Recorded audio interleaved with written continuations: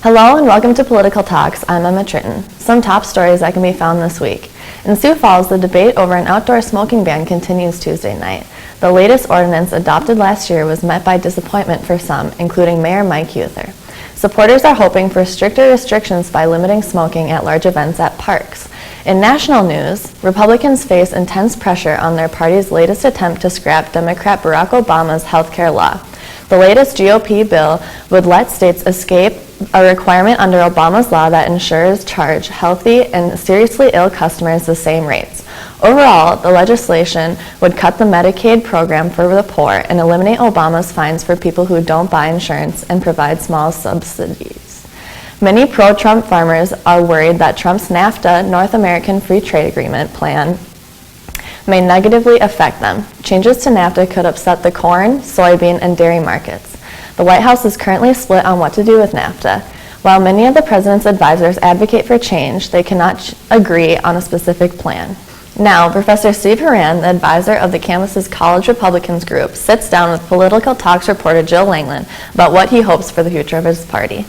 Thank you, Emma. And now I'm joined here today with Professor Steve Horan. Thank you for joining us. Thank you.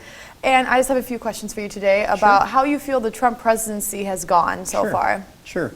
It's been interesting. It's been a challenging 100 days and lots of things in the news lately, especially this past week with Comey being let go. So it kind of depends on what side of the aisle you're on as to how you think he probably did. I would say overall, he's generally met my expectations of what his campaign promises have been. There's been some disappointments, certainly. Some things I would like to have seen done already that haven't been done, but I understand it takes time to get some things done. But generally, I would say maybe about a C to B level grade would be about my feelings towards it. And how do you believe that we can get both sides of the aisle in agreement? Because especially with the Comey firing, it hasn't been very good. Yeah, it's been interesting because it seems like back in November, before the election, the Democrats were calling for Comey to be fired. And so all of a sudden, now that he's been fired by a Republican president, now they're upset about it. So it's been interesting to see both sides of it. And it just seems like there's this syndrome that people have that if Trump does it, it must be wrong, unfortunately.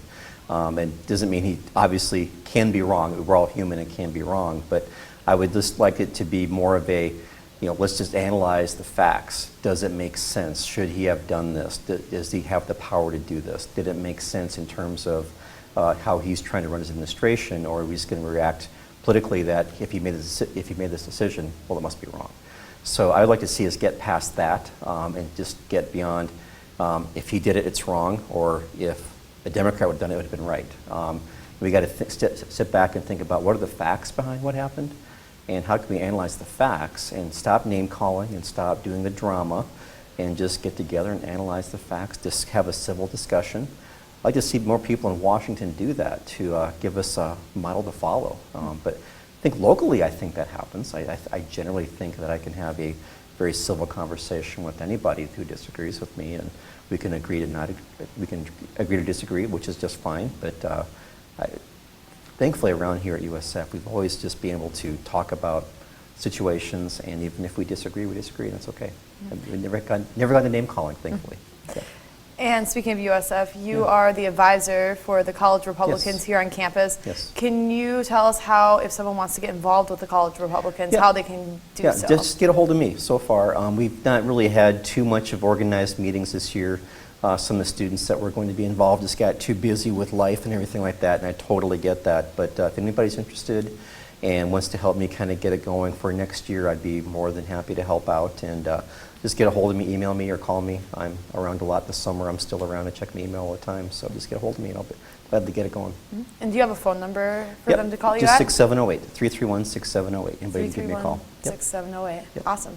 Well, thank you so much for joining us. And if you want to get any more information about the College Republicans, just go to usiouxfalls.edu.